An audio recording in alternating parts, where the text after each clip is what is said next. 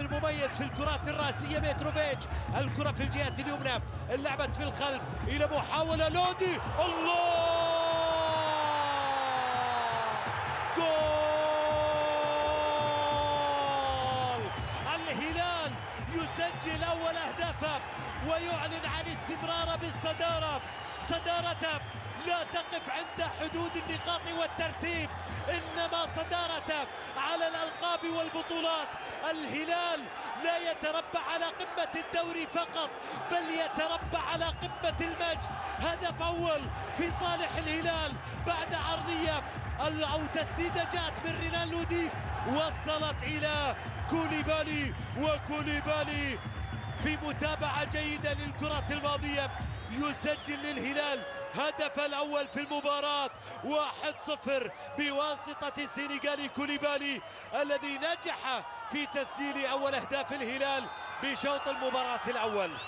1-0 الهلال يسجل أول أهدافه في المباراة. حكم المباراة أناستيسيوس يراجع مع حكم المباراة الرابع نيكولا كاكيس موقف كوليبالي إذا كان متسللا في هذه اللقطة أو لا. أناستيسيوس إذا بعد العودة مع حكم الفيديو، ما هو القرار بالنسبة لحكم المباراة اليوناني أناستيسيوس حول اللقطة الماضية؟ أناستيسيوس بعد العودة لتقنية الفيديو تأكد من سلامة هدف كوليبالي. الهلال يتقدم بأول ودي، نجح في قراءة لعب الكرة إلى سالم الدوسري إلى أقصى اليمين، يعطي كرة من الجهة اليمنى إلى مالكوم يأخذ كرة يحاول فيها مالكوم، عدى وسدد. الله، مالكوم يسجل الثاني للهلال. مالكوم الحركة المستمرة في الملعب هي جزء من شخصيته في الملعب. مع كل مباراة وكل انطلاقة تجد مالكوم يكتب قصة جديدة مع الهلال. الآن بتسديده يكتب قصة جديدة إلى جانب الهلال. شوف الكرة، المحاولة إلى مالكوم، يأخذ كرة عدى فيها وتسديده في المكان البعيد، يضع الكرة في المرمى. وثاني أهداف الهلال في تسديدة تصعب على جروهي. الله الله الله على كرة يا مالكوم يسجل هدف هلالي ثاني. الهلال وبأحلى صورة وبأحلى كرة ينهي شوط المباراة الأول ويصافح جماهيره في القصيم قبل أن ينهي أحداث شوط المباراة الأول عبر مالكوم الذي صافح جماهير. سالم يلعب كرة باتجاه رينان لودي إلى سالم الدوسري مرة أخرى. سالم يرجع الكرة للخلف، الكرة ملعوبة إلى منطقة الجزاء، واصلة عند سافيج إلى مالكوم على الجهة اليمين إلى سافيج. الهلال وعبر علي البليهي يسجل ثالث أهدافه في شوط المباراة الأول. الهلال يسجل من جديد ويستمر في كتابة الانتصارات، يسجل ثالث أهدافه، لا يتوقف الآن عن تسجيل الأهداف ولا عن تسجيل النقاط ولا عن تسجيل البطولات. الابتسامة الآن على جمهوره لا شك بأنها لا تعبر عن لحظة فرح عابرة، بل تعبر عن فخر بالفريق عامر. هذه الكرة مرة أخرى، التمريرة باتجاه علي البليهي اللي نجح في تسجيل ثالث أهداف الهلال بالمباراة.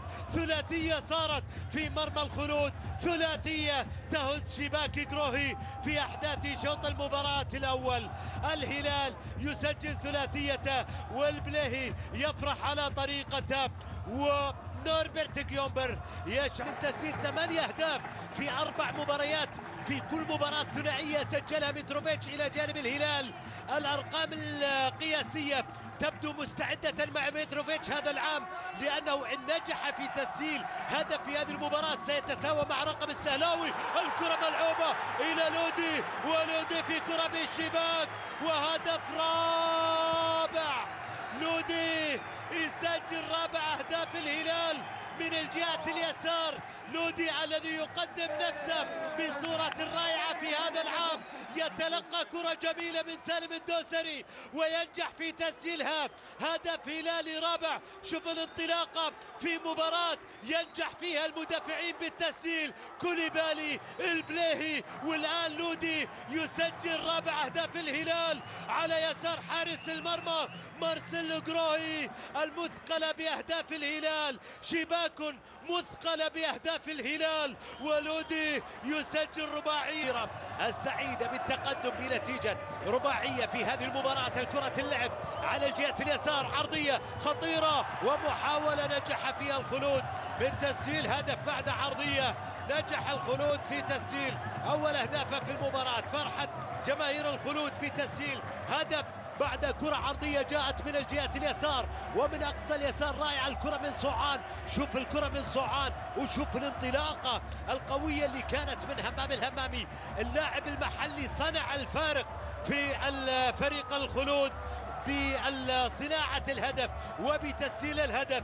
همام الهمامي بعد صناعة من صوعان نجح همام الهمامي من تسجيل هدف أول لفريق الخلود أهداف، والخلود الباحث عن ثاني أهدافه من علامة الجزاء. ركلة جزاء في صالح الخلود، هل ينجح في تسجيل ثاني أهداف الآن من علامة الجزاء؟ التقدم لتنفيذ الكرة والكرة في الشباك. نعم، نجح الخلود في تسجيل ثاني أهدافه عن طريق مدافع إيكونغ الذي ينجح في ثاني أهداف الخلود وتسجيل ثاني أهداف الخلود في المباراة. الهلال نجح عند 3 مدافعين من التسجيل. الآن يبرز إيكونغ من دفاع نادي الخلود في تسجيل الهدف الثاني لمصلحة الخلود بهذه المباراة، لتصبح نتيجة المباراة 4-2 في صالح الهلال، وفرحة جماهير الخلود بهذه النتيجة.